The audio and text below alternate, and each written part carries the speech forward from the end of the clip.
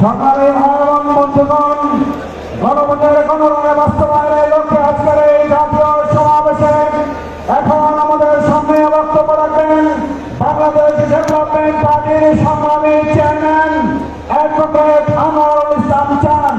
Advocate A K M. Anwarul Islam চান এখন বক্তব্য রাখছেন। আসসালামু আলাইকুম ওয়া রাহমাতুল্লাহ। আজকে বাংলাদেশ জামায়াতে ইসলামী কর্তৃক আয়োজিত জুলাই যোদ্ধা এবং তাদের পরিবারদেরকে নিয়ে গণরায় বাসপতি উপস্থিত জাতীয় নেতৃবর্গ, জুলাই পরিবারের সদস্যবৃন্দ, জুলাই যোদ্ধা, আমরা যার কাছে দাবি করছি তাদের সম্পর্কে একটা জিনিস পরিষ্কার হতে হবে।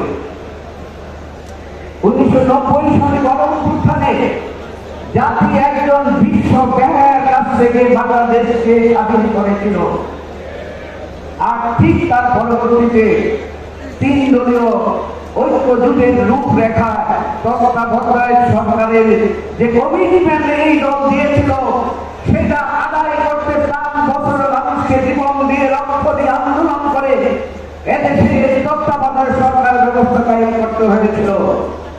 তারা বিশ্ব প্রতারক হিসেবে সেদিন বাংলাদেশের মানুষের দাবিকে কেন্দ্র করেছিল।